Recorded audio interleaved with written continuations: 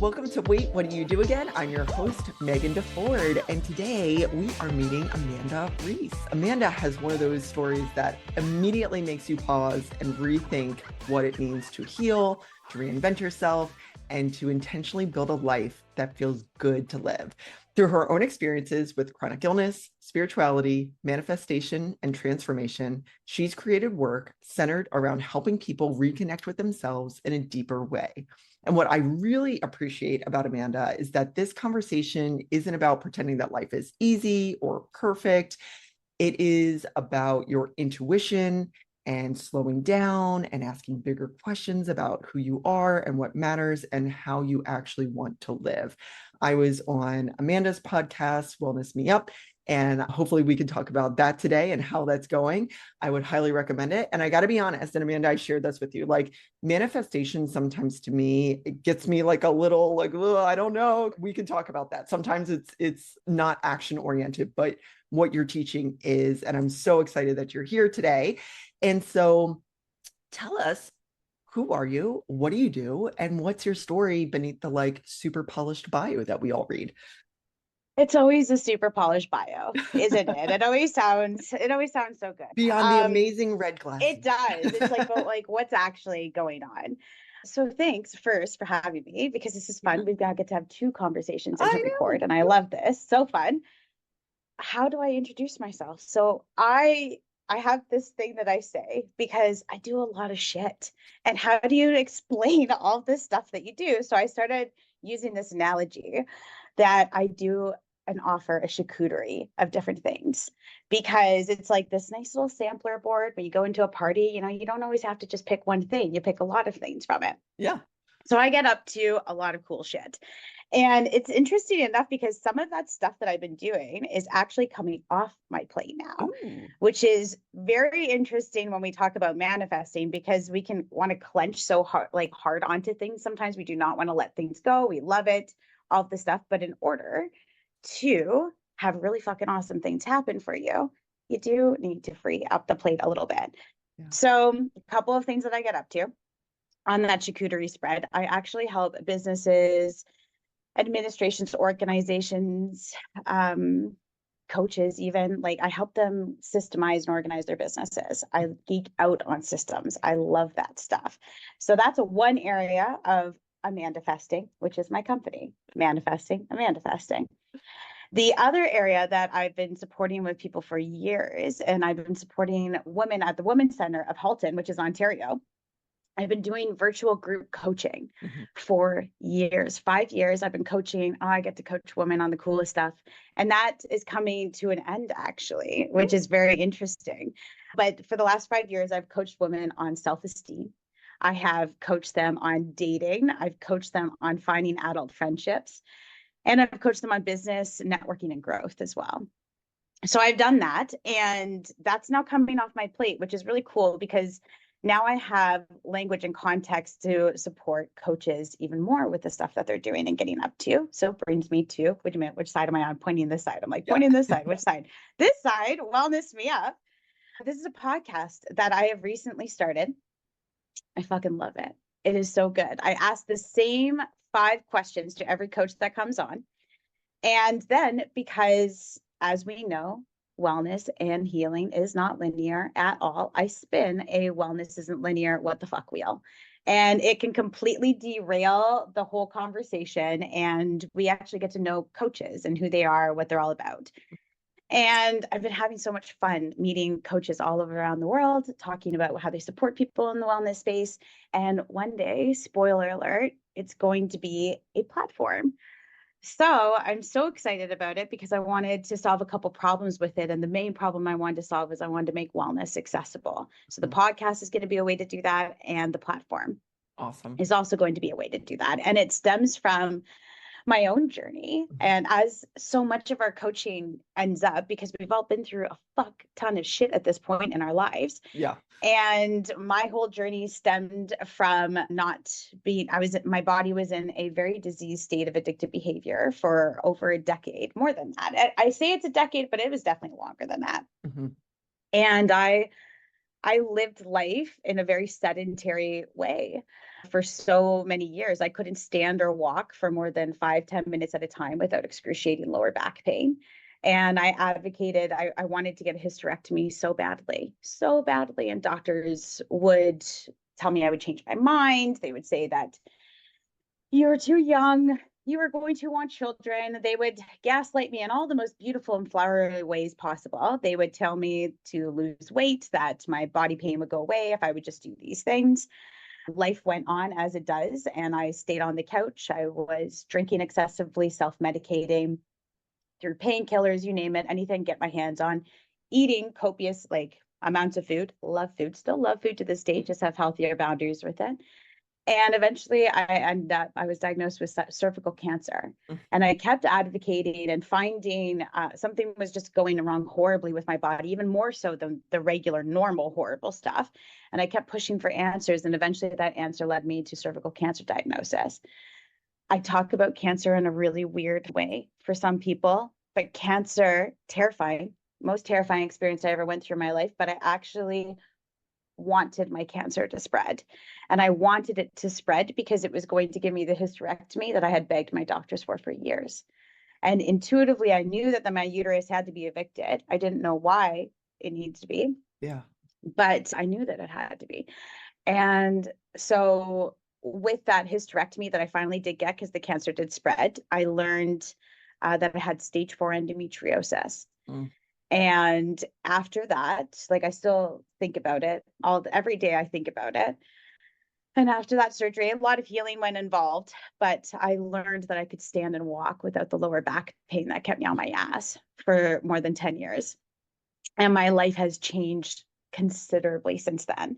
And I'm a huge advocate now in the field of endometriosis, because I didn't even know what that word was for so long. And actually, I've been invited by the Endometriosis Network of Canada to speak at the Run to End Endometriosis at their event in Toronto. Wow. So I'm just doing what I can out there for gals that are going and two-spirited individuals going through this disease that there's nothing that we could ever have done to control this. Doing what I can out there in that space, and still wanting to, wellness me up in other areas of my other life, and other people do too. So just doing what I can out here. So whole lot going into my manifesting journey, whole lot going in there. Yeah. And thank you for sharing all of that. And endometriosis is tragically underfunded, understudied. Can you talk about, you said you knew intuitively, you didn't know why, but you knew there was an issue. You knew that you needed changes, and maybe not how did you know, but did you ever question yourself with that intuition? I mean, you were living it physically, but then doctors are saying no. So how did you navigate all of that? Oh, like a shitstorm, like a total hurricane is how I navigated it. When I was in my teenage years and I started my period, my periods were not amazing. And of course, every teenage girl might say, not amazing. This is not fun. We are no longer kids. All this stuff. We're becoming women, as they say. But I would literally pass out from the pain of my periods. I would faint. And I didn't know why that was happening back then. And it was chalked up to, this is normal. Nothing about passing out from your period pain is normal. No. First bullshit thing that I was ever told when I was younger. Nothing about that is normal. And there's so many layered parts to my journey, and I've started talking more about it recently. I grew up in a home where there's a lot of disease in my family. Amazing, incredible parents wanted the best for us too, but also couldn't save us from the patterns and the enmeshed family dynamics and the things that perpetuated in our family. So I have a brother who's still an active addict to this day. And I grew up in a home where he was in and out of the household all the time. Eventually, I was groomed by my brother to start using drugs as well. And so when we talk about managing, how did I manage things? I managed the pain that I was experiencing by doing what I learned to do, which was use drugs. Yeah. And so for so many years, I was in this very much in this disease state, but also somehow in my ego, like also thinking that I was above it somehow. And I wanted to learn why it was that my family did the things that we did, or why I was doing the things that I was doing. And that really piqued my curiosity. I really wanted to do well in school. I was like, look at I was like, look at my brother. He's not doing well, dropping out of school, all of this stuff. If I just get A's and get good marks, I can still party hard. I can still do all these things. Like really weird, contradictory things happening in my brain. And I ended up going to university, stopped drug use when I was 18 for the most part. Like I did still use painkillers, and I did still, like I smoked heavily for years. I was addicted to nicotine, and I was still a heavy drinker, but I didn't use the hard drugs anymore. Like that part of my life I said goodbye to. I said, I'm going to prove that I can just stop this. And I did it. So the self-determination even came out with me when I was younger. And moving through those years in my 20s, I was studying psychology. I was studying family mediation at the time. I work a lot primarily in the field of separation and divorce. I was learning a lot of things about wellness. I worked as a child and youth worker for years. I looked one point, I remember going into therapy, and I looked one point on my therapist, and I was like, I have literally been healing my trauma through my career, and moving through in ways to try to help other people understand things that I myself was still trying to understand, but trying to help other people with this stuff, right?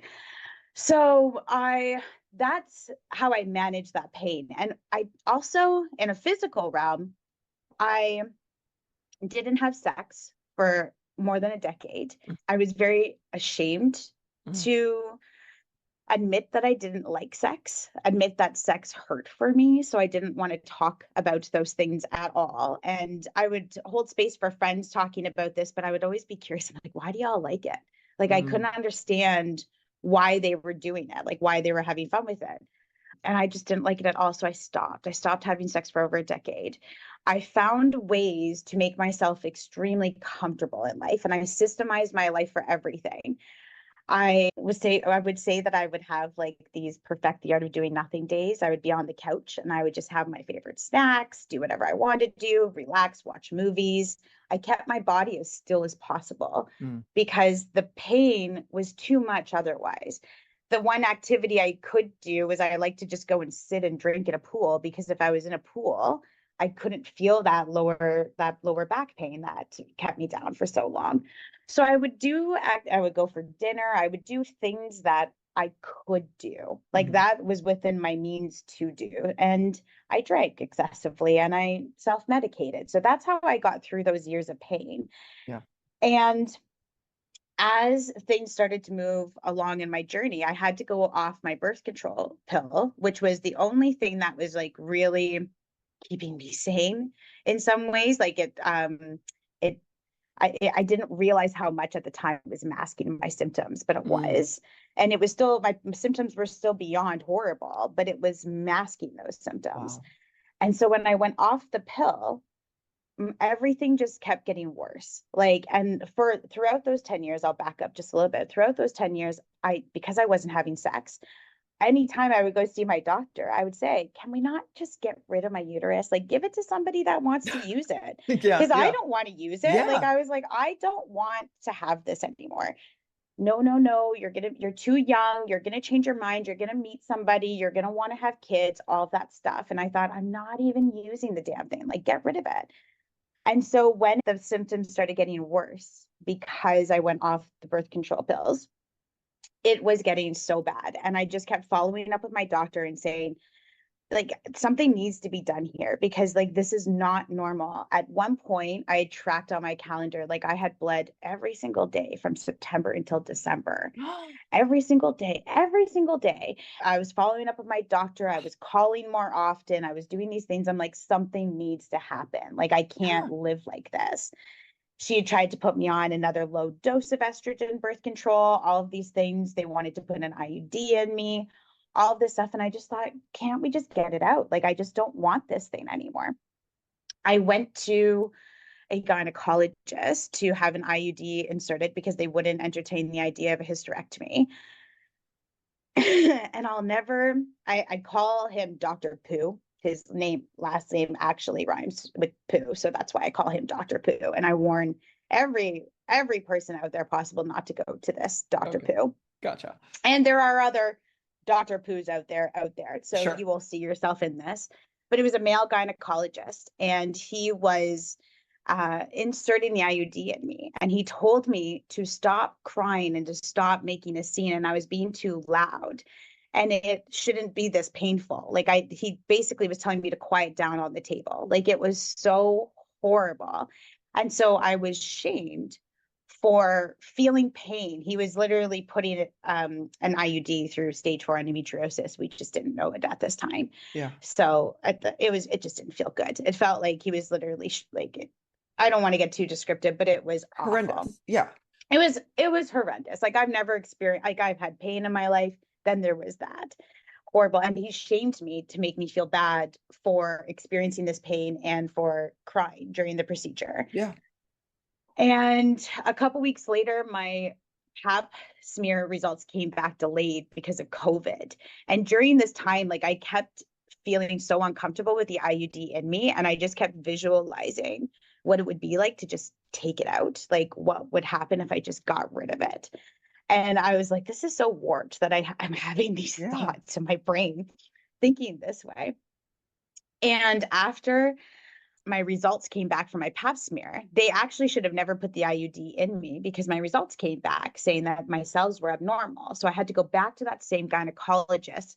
I did not want to go back, tried to explain to my doctor what he had done, what had happened. And she's like, if you don't go back, we don't know what this is. And the wait times are too long to get you in front of another doctor. So you have no choice, basically. So you have to go back to see this doctor.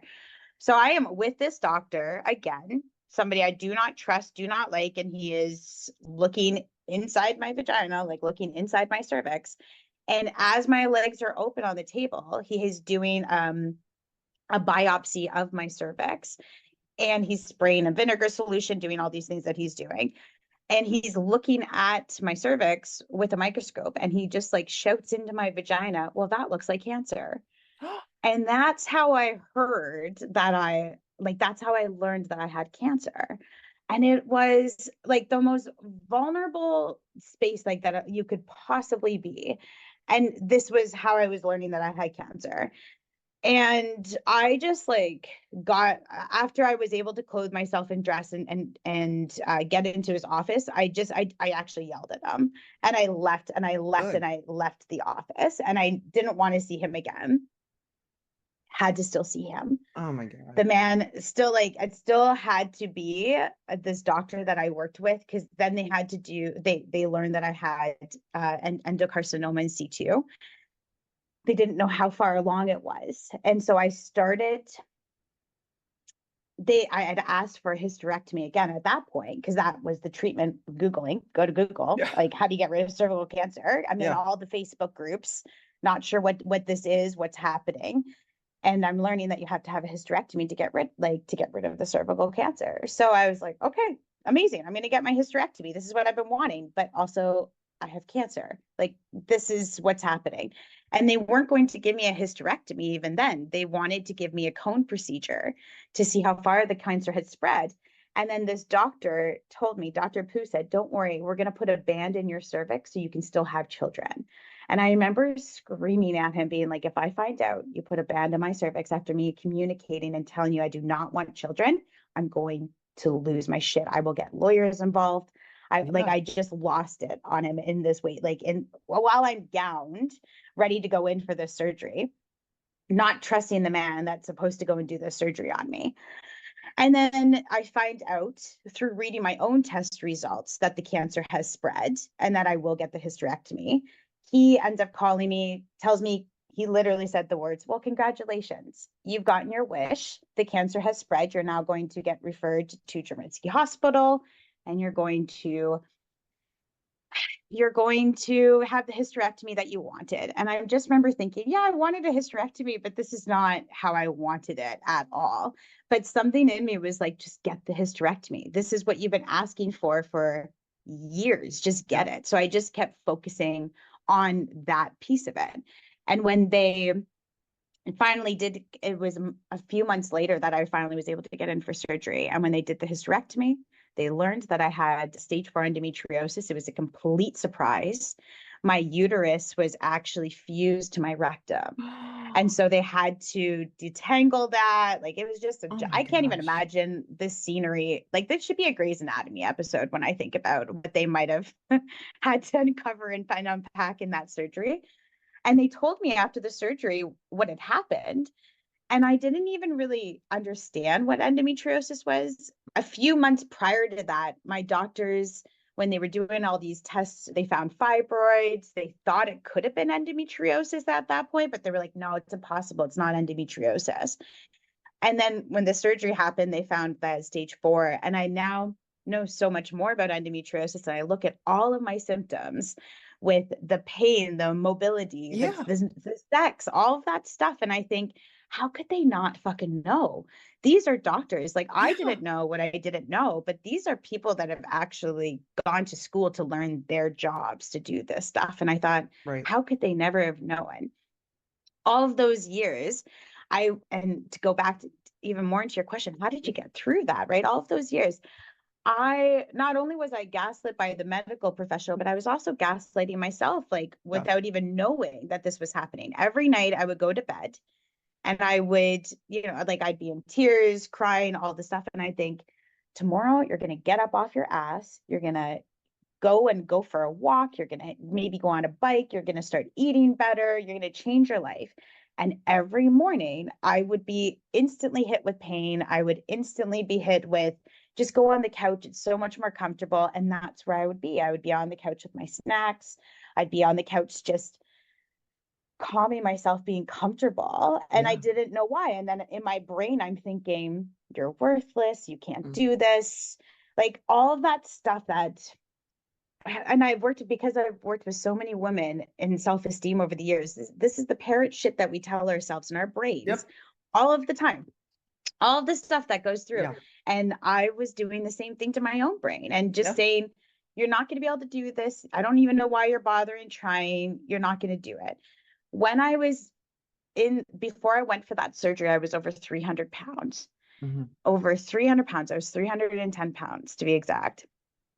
And since then, that surgery happened when I was 37. I found out I had cervical cancer when I was 36. I'm 41 now, and I've released 85 pounds since that surgery. 85 pounds because I have been able to walk. I have been able to, my self-esteem has grown over these few years. I have been able to reprogram my mind and think about the things I can do now, not all the limitations of what I can't do. So I've been able to shift, and my body has been able to follow through with it. And I've had a lot of health, struggles throughout the past few years. I've been like a toddler trying to figure out how to walk again. Like, I didn't know how. I was so excited to walk and experience life. I remember the first time I walked around my block, I was so excited. I had never, ever done that before. And it's just, now it's incredible because every day I still hear that girl on the couch in my brain. Every day I think, you're not going to go and do that. You're not going to do that. And I have to say, yes, we are. This is who we are now.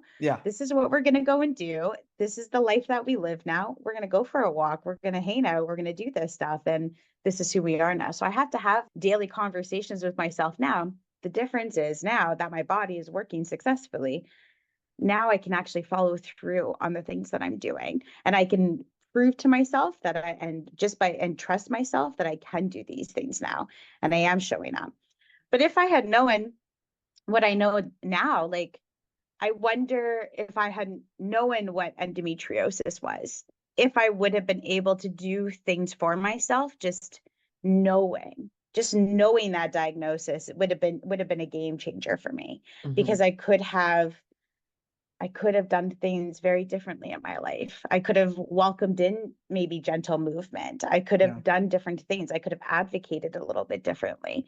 So it's really interesting just how it all came about. So now with the stuff that I do, and I talk about all of this openly and get onto podcasts and hit and share it and hit that record button, do this shit. I think there is always some gal out there behind the screen. There's always some guy out there behind the screen that maybe his wife or girlfriend or somebody, his mom, somebody knows is going through this. Somebody's behind the screen right now looking for answers because they don't know what's happening to them or someone that they love. And if this is out there more, maybe that will find that person behind the screen just a little bit sooner. Yeah. Because my life has completely changed. I'm sober now. Like me, Amanda Reece, I am sober. There was a time I was laughing in fucking fields, like just shit face off my mind. And now I meet people now, and the people that are in my orbit, they literally say to me, I have a hard time imagining you like that. Like I have a hard time imagining you like that.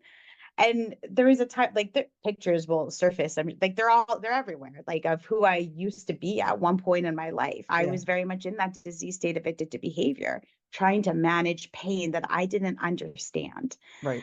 So there's so many layers, right? It's not just one answer. Like, how did you get through something? It's like, here, let me take you layer by layer, through all of the things, right? Because it's not just this. It's maybe how I grew up. It's maybe the people that I was surrounding myself with back then. It's maybe how I was taught to use my voice. There's so many other layers that were happening, contributing to that disease state that my body was in for all of those years. And now I'm still learning. I'm still learning through conversations, through my own health, through my own discoveries, different ways that I can move and change and do stuff.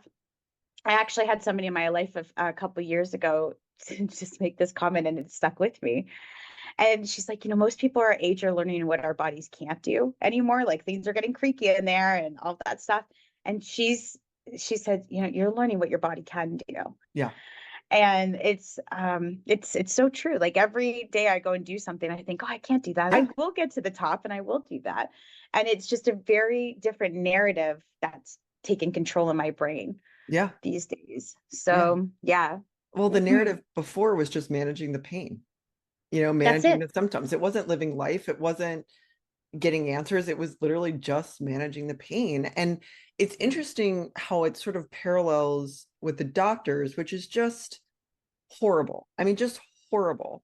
But when you're so committed to this narrative, and unfortunately, I think this is just, at least in Western medicine, the narrative is if you are a person with a uterus, you are going to want to have kids at some point. And if you are asking for a hysterectomy, if you are asking for a procedure that will prevent biologically having children, you're dismissed. I mean, it's this idea too, and this is larger in society, of having children is only biological, and so it is, they were acting in service of that versus all of your symptoms. I mean, not being able to get off the couch, that is not normal for anyone. It's not just one bad day. Bleeding for months is not normal. And it's interesting how when we have our blinders up and we're telling ourselves certain narratives about ourselves or the world or whatever, how it really it narrows our path into a way that is so limiting. And it's beautiful to see now. Unfortunately, you went through all of that. And it's wonderful that you're able to use your voice and use your experience positively. But I guess one of the questions that I have for you, and that you've done for yourself and continue to do for yourself and have done for clients, is how do we rewrite that narrative? Like, how do we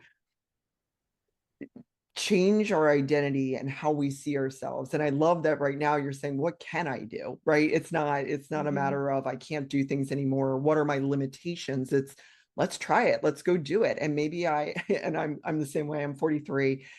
And I look at it as like, yeah, I'll get up that mountain. It might look different than when I was 20, but like, yeah, I'm getting up there, So how do you help guide people through that when they've sort of had blinders on, or a certain story that they've told themselves and is now they're releasing themselves from that?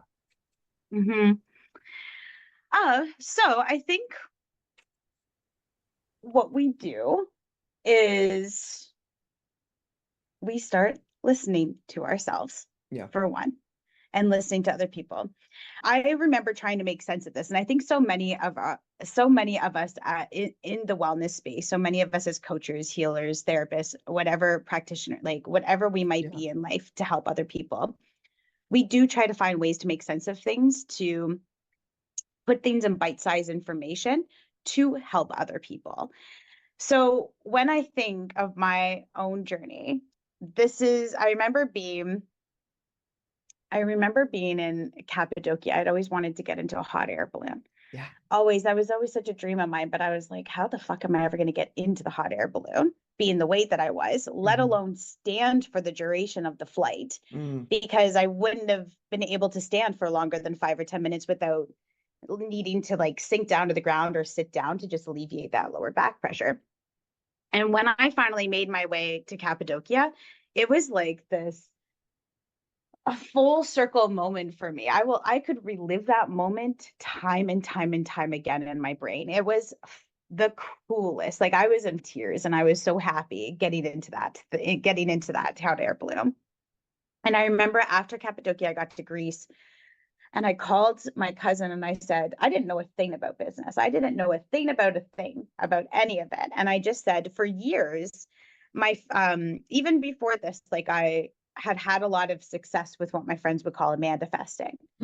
Yeah. And so I called my cousin and I said, can you see if the domain amandafesting.com is available? Yeah. And she looked and she's like, it's available. And I thought, holy fuck, it's mine. And I said, buy it, buy them all. Like, they're mine. That's what I do now. I joke whenever I have a business idea, I just buy the domains because I'm like, that it's mine. I got it. It's mine.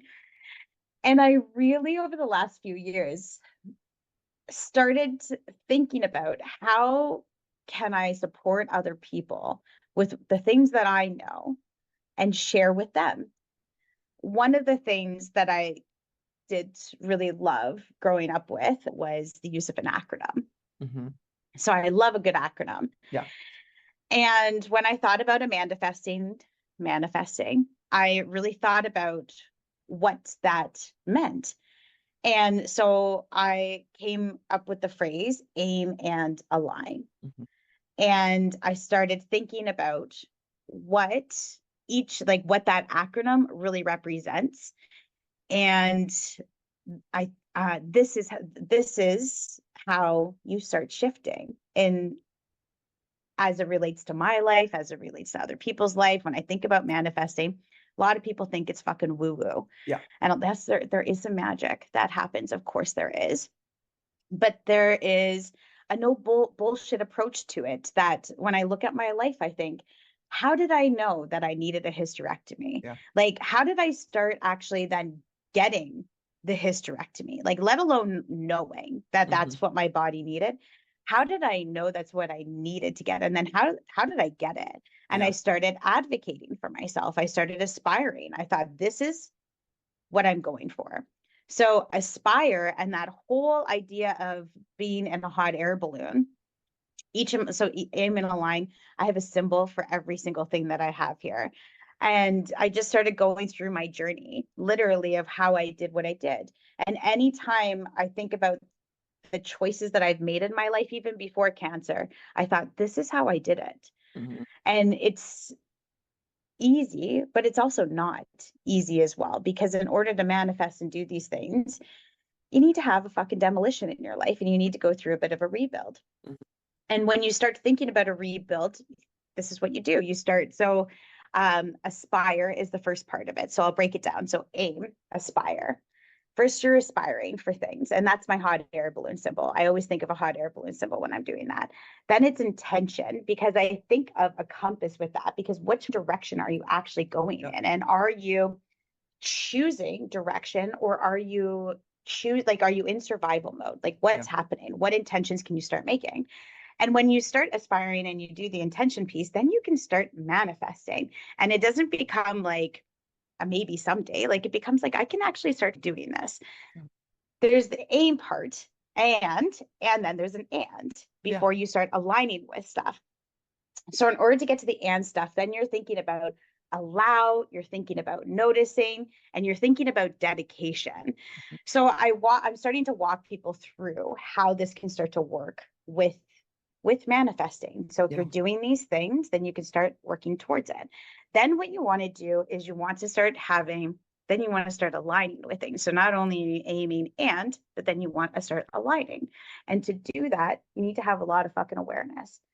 Self-awareness is huge. And this is the stuff that I've talked about with women in the coaching that I've done for years. And what I've learned from all of the coaches out here is that we have a lot of awareness about ourselves, like why we're doing things the way that we're doing. Are we wearing any performative masks that we need to fucking drop?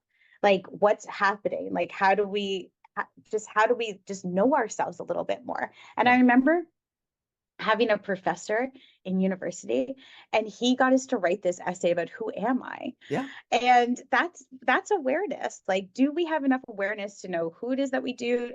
Can we take accountability for the things that we're doing? And a lot of people, that makes people uncomfortable, and they're going to stop. They're going to stop right then and there because accountability is so fucking hard to do. Yeah. The other big part of aligning, and this moves into the L, is the liaise part. When I was in that disease state of addictive behavior for all those years, I was a product of my environment. I was mirroring my environment. My bubble was very, very small, and normalcy did look like sitting around and eating a lot of food, like a lot of inactivity, not a lot of movement toward days. And nobody I knew really did a lot of activity. I used to, when I was younger, like play basketball and volleyball and all of that stuff, but then that just didn't happen. And then when I looked around who I was spending my time with, well, I was spending time around people who wanted to get fucking drunk. I was spending time around people who wanted to do some drugs, hang around, eat dinner, do nothing. Like that's who I was spending time with, right? So I think like a big part of how we start propelling ourselves into change and start manifesting different things for ourselves is about who we are surrounding ourselves with. And I always think of a B because, well, Bumble BFF was like such a big part of my life. I met so many incredible people through that app. And I really started to shift my perspective and hang out with some really incredible people and therapists. I started working with therapists. I started meeting other coaches, and just hearing how people talked was so differently. So I could start to change my lens, even your algorithm, like who you're following on social media. What does your algorithm look like when you open your phone? I have an old Facebook account, and I can open up that phone still to that account and see the content that I used to be taking in. I can see the difference in that algorithm compared to the algorithm that's on my phone now. So that stuff really starts to change. So with the line 2, then we move into something like with the I call it is integrate, because we need to start integrating all these pieces too. We can't just say, I'm going to start doing this shit and not actually start integrating this stuff, right? Like I can't say, oh, I want to lose weight or I want to release weight, but then not actually start changing myself, like to do this stuff and propelling myself forward. So I've released 85 pounds. Yes, I've been able to do that because my body no longer has all of the endometriosis in it. My body is not cured of endometriosis entirely, but I've been able to do things differently because I'm doing integration pieces now. Now I can walk. Now I can choose differently with my body. I can eat differently. I'm doing different stuff all of the time. Gratitude is also, so that goes into G, and then nurture as well. But gratitude is fucking huge because I really do feel like we need to appreciate everything that we're going through. And we can still also expand for more. Like there still can be an expansion quality for it, but we can also still have gratitude for it. I say that cancer is the best thing that ever happened to me. I actually give fucking gratitude to cancer. And that is the most fucked up thing anyone could ever say. Because how could we ever thank cancer for doing something for us, for being grateful for it? And I remember my family doctor, I booked an appointment after finding out I had endometriosis just to fucking yell at her for about a half an hour. Good for you. But I did. I yelled at her for half an hour. A half an hour for decades worth of pain and all the things was reasonable. But I've rebuilt trust with my doctor. She's learned a lot from this too. And I know she'll never make the same mistake again, ever again with somebody's symptoms with this stuff, with having this. And I have gratitude for that and repairing that connection and that relationship. And I have, I remember she put the idea in my brain too. She's like, nobody talks about cancer the way that you talk about it either. Like to think that we can give gratitude for cancer. But I think without the cancer, I would have never gotten the hysterectomy. Mm-hmm. And also without the endometriosis, they would have never found the cancer. The cancer. Yeah. Which is so fucked up, but that I would have had to go through all of the shit that I had gone through all those years to also then discover that I had cancer. And so it's very interesting, but I do give gratitude for these things. And every day I'm able to go for a walk, and every day I can change something different about myself and experience and see something I never could see before. I've got gratitude for that. And then the last thing I talk about is nurture, because, and the to give the best example for nurturing ever is that I always say to live life like an alpaca and just do whatever the fuck you want to do, because these animals are beautiful and gorgeous and so nurturing, and they also spit. They also spit back at people. And I think that that's so healthy that they do that, because they're communicating a boundary. Like, back off, leave me alone, all the things. So when I think about nurturing ourselves, it's not just self-care, bubble baths, all the things. It's also our communication and our boundaries and where we need to spit back and have that advocacy part. Because if I didn't fire myself fucking up all of those months when things were really hitting the fan, I would have never found the cancer and I'd be gone right now. Like, that just would have never, ever happened. So nurture is a big, big piece of how I encourage people to just think about their lives differently and start propelling them into these wellness goals. So aim and align. So something in there is something to learn from for everybody that's wanting to just learn how to manifest. And it's not, manifesting, yes, it can sound woo-woo, but it's also just, hey, here's the goal I'm aiming for, and I'm aligning myself with it. And how can I get myself through it? And sometimes there's a bunch of fucking moving parts to do this. I'm a digital nomad now, so I literally use aim and align to propel myself forward into digital nomad life. So anything that I'm wanting to bring into this, I just keep going back to this, aim and align. Look at Wellness Me Up. Right now, I'm in the liaise phase of this, because it's all about who I'm connecting with and growing. I cannot grow a platform of Wellness Me Up without connecting with fucking amazing coaches who are doing kick-ass things for people out there in the world, because it's going to be the most ultimate collaboration there ever was in this space. So I'm thinking now about that, but I just move through the framework all of the time. Every time I have a conversation with a coach and listen back to a podcast and do the edits, I think, holy shit, look at what they just shared with me. And I get to integrate that into my life. I get to integrate all of the cool stuff that people have shared with me and shared with other people into my life now. And I can have gratitude. I'm showing gratitude by engaging with these coaches and supporting them in their content and what they're sharing out there and doing, because I just want to see everybody just crush it out there with all the stuff that we're doing. So so it's so really, it's so great. I love it. And I love the way that you describe it. And it's very practical, and I think we both believe in magic in the world. I mean, every sunrise, I think, is magic. Every time I see the moon, it's magic. I mean, I think we're actually really surrounded by magic a lot in our lives.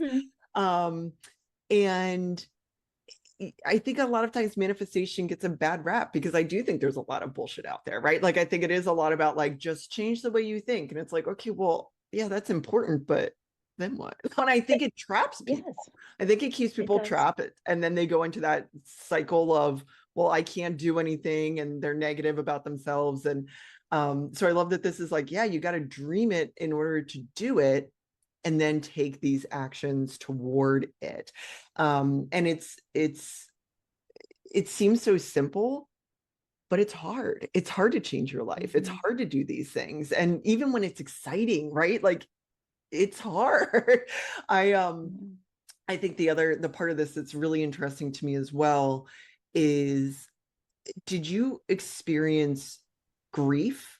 Because it feels like to me, there's probably a lot that you had to release, and a lot that you probably just had to make peace with, like you were saying with, I wish I had known this sooner, that kind of thing. How could you have known sooner? But what has your journey been with grief, or how does grief fit into manifesting? If you could all see, and I've ugly sobbed on my content, people can see me ugly sobbing. It's not pretty. to do these things. And a lot of manifesting content creators out there, it's bullshit, the stuff that they're doing.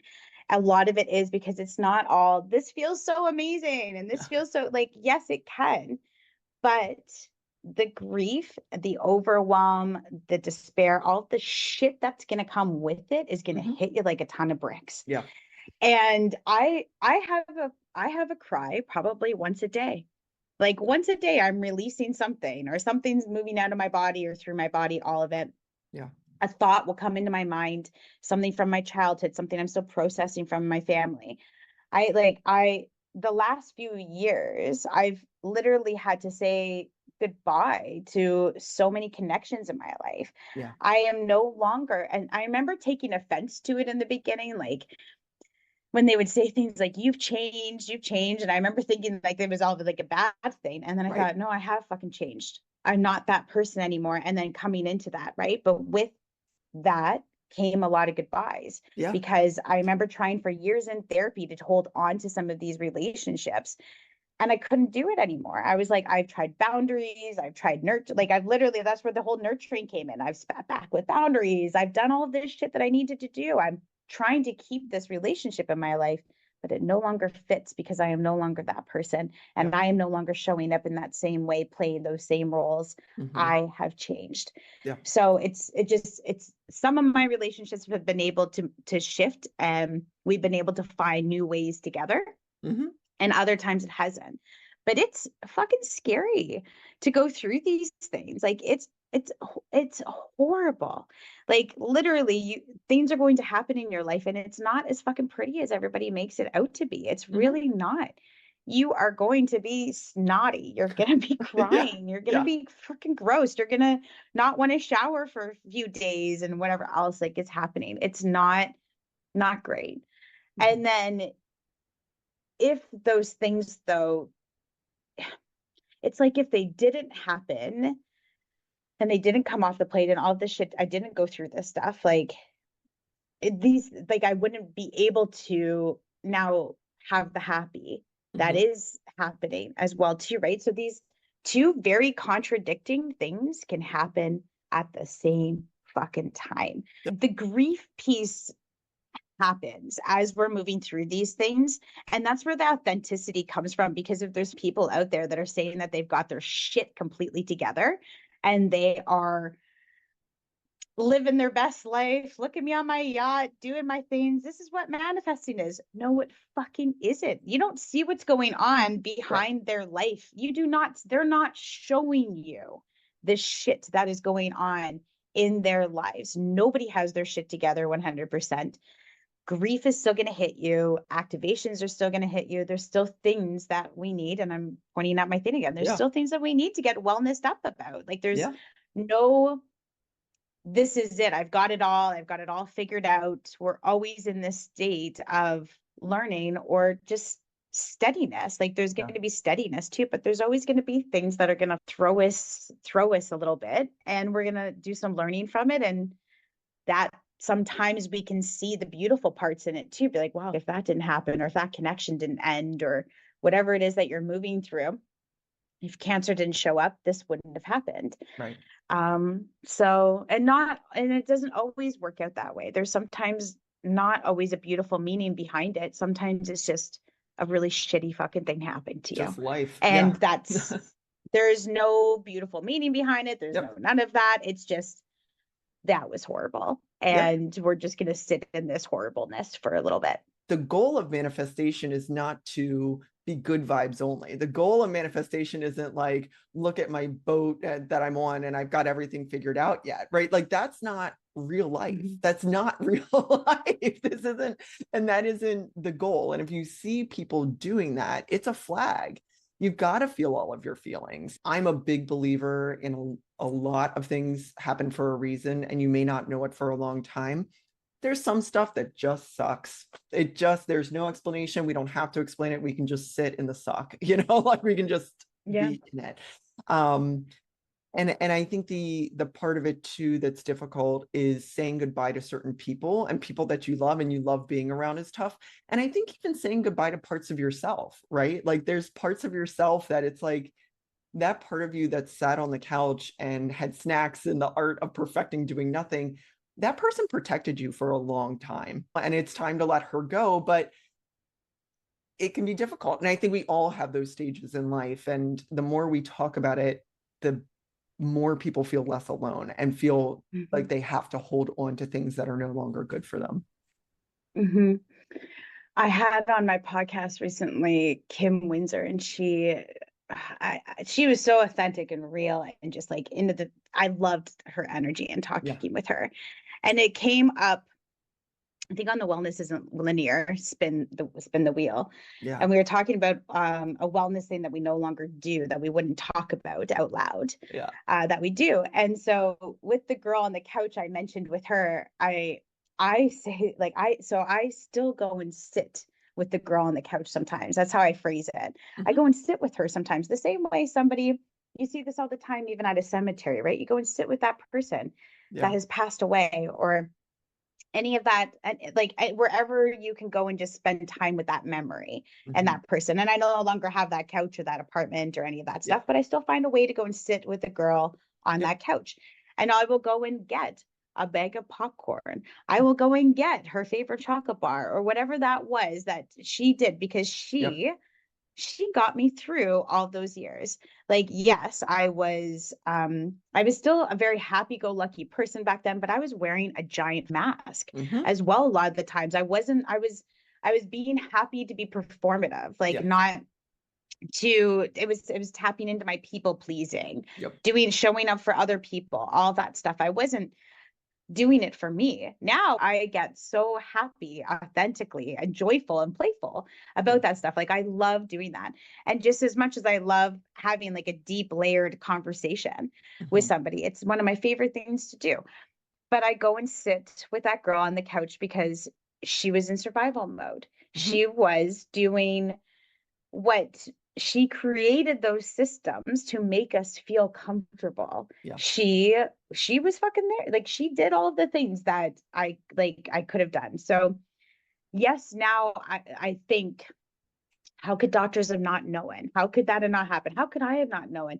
And I would sometimes get sad on myself and get angry with myself for back then too. Like, how could all you fucking have done was just sat on the couch for all those years and not fought harder and not said something more and getting up to that? But that's not the space that we were in back then. That is not the mindset that your brain was in. That's not who you were back then. You weren't there yet. And if you hadn't have had all those years doing that, I wouldn't even know how to talk to that person now. So when I'm making content, when I'm having these podcasts, when I write a blog, when I do any of these things because of my podcast, I'm thinking, how did old me look for information when she was by herself? How did she go? Because I knew a lot of things. I was Googling all the time. I was understanding stuff. I didn't post in social media for years, but I was in Facebook groups. I was watching, I was observing, I was learning. And so I think, how can I find those people that are behind the screen looking for answers? But yeah, the girl on the couch back then, she wasn't there yet. She was also very happy and comfortable snacking and drinking, because that's the life that she was ready to accept. That was her fate that she was accepting. So in order to manifest and do things differently, there is going to be uncomfort, because it's not going to feel good. It's not going to feel amazing. Like, I don't know. It's just not. Manifesting does not always feel fucking incredible. It does not. It's going to feel tricky. It's going to feel hard. You're going to feel guilty. You're going to feel shameful. You're going to feel embarrassed. You're gonna like, why am I doing this? You're why gonna am I be doing human. Yeah, exactly. Like, you're gonna just be human and just experience. Yes, you're gonna have a whole charcuterie of emotions, and it's not gonna be this like curated, like, it's just not gonna look the way that people want you to think it looks. It does not look that way in the slightest at all. For someone who feels stuck or exhausted or burned out and is listening to this and is like, yes, I know I need to do something differently. And they kind of, I always feel like there's a little spark inside of all of us, right? And that little spark's still going. but maybe they don't know how to start. Like, how would you talk to that person and recommend that person get started to actively live their life, like live their life with intention? You just start somewhere. Mm-hmm. Like you just start somewhere. And if that's like you listening to these podcasts, if it's you reaching out to a friend to talk, if it's you reaching out to a doctor to get some information, if it's changing up your routine, doing something differently that you didn't normally do before, even if you only do it once, it doesn't mean you have to stick to it. Yeah. It's just starting and doing something differently. Mm-hmm. That's it. Yeah. And that's you just have to literally do something. Yeah, just shake things up a little bit. Just Yeah. challenge a perspective. Get curious about something. Don't accept something that somebody has said. Ask a question about it. Yeah. That's just not doing what you've always done. Whether that's even when I think of the girl on the couch who couldn't do a lot of those things because of where her body was at, I was doing things even back then. I was researching, I was learning, I was watching all those movies and TV shows. I knew all of the shit I was ready to do when I was ready and able to Yes. start living. I Yeah. was able to make my travel plans and do that because I thought, fuck yeah, I'm going to go to Vancouver Island and I'm going to start hiking. I'm going to get to Banff. I'm going to get to those mountains. Yeah. I'm going to make my way to Cappadocia and I'm going to get on that hot air balloon Yeah. because that's what I've wanted to do my whole life. So like even back then I was doing these things. I'm still taking in information. Yeah. So we're still doing Mm-hmm. and I think that it's just actively comes into choice is like just choose to do something a little bit differently and bring that into your life, however that looks. Yeah. I think Mhm. releasing judgment of self is a really big one. Oh yeah. And when women contact me to work with me, potentially, we sit down and we talk about roadblocks. And I always remind them of this. And I would remind if someone's hearing this and is starting their journey on it, the fact that you're talking to me, the fact that you're listening to this podcast, the fact that you're making a decision in your mind, like I want to do something different, you already started. Like you're already on the journey, right? Like, and I feel like we always imagine it has to be some huge thing. Starting to make those new grooves in the record of your life, right? Like just start. Well, Amanda, this has been such a great conversation. Is there anything we haven't talked about that you want to make sure people hear or know about? No, I feel like no, I love conversations. I love conversations with audio. Like, I love that we're just doing this, hitting record, seeing who wants to listen to it, Yeah. dive into the wellness stuff. And what I would recommend for people is definitely check Amanda out and her work and the charcuterie board of what she's doing. Listen to Wellness Me Up. And I think that'll add some additional richness to it, but that you wouldn't have if we didn't have this conversation. So I appreciate you sharing so much and being so candid with us. So what do you love most about what you're doing? Oh my gosh. I love that right now with building. I love being in the building phase right now. Mm-hmm. So with these conversations that I'm having on Wellness Me Up, I am loving that I get to be a cheerleader for everybody out here doing some kick-ass space in the wellness stuff because I think I think growing up, like I felt like I always had to have so much on my shoulders that I had to do it all. And I do not have every perspective there is out there on Right. wellness. I have been through some interesting things for sure, but we've all been through some really interesting stuff. And we Mm-hmm. all have something that we can share with other people. Mm-hmm. And I am loving creating this space. And I'm loving liaising right now with the coaches and learning how they're supporting people because I asked the same 5 questions like to Yeah. every single coach, and every single coach is going to have a different answer for it. Like, even though I'm meeting with people that are in spiritual coaches, every spiritual coach is going to look at spirituality different. Every coach that works in life transitions is going to look at things differently and help Yeah. people differently. Yep. So I am just loving that there's just like no one size fits all That's awesome. approach to wellness. And the more we're exposing ourselves and having these conversations and the more that we're all willing to share out there, I like we're all going to be wellnessed up a little bit more. I think Yeah. of that diagram all the time with the 3 people looking out over the fence Uh-huh. and they're all different heights. Yes. So in order to see over the fence, we all like one person might need one box. Yeah. One person might need two boxes. And I love that visual so much, because the more that we're all just having these conversations and learning about different perspectives, just thinking about things a little bit differently than we might have a minute ago or an hour ago or a day ago or a week ago, we're all going to do better as society, as humans, for learning this stuff. Yeah. And so that's what I'm loving the most. I'm loving being a cheerleader for absolutely everybody out there, doing work, sharing work, all of it, like, because we're all fucking awesome. Yeah. So, and there's no one modality. There's no one right answer or one size fits all for everybody. So that's a great way of thinking about it, is sort of like, one person can see over the fence with nothing. One person can see with a couple boxes. One person needs less. I love that. That's amazing. And what advice would you give to your younger self? This is a tough one, I feel like. It is tough, right? Like, when I sit with the girl on the couch, I like to build her up in ways, you know, and diminish some of the gaslighting that was done to myself and to back then all of the time. So I like to say things like, hey, even now when I have a rest day, and yesterday, like, I checked myself into a spa yesterday and just stared at the clouds and the trees and swayed on a hammock pretty much all day yesterday. It was amazing.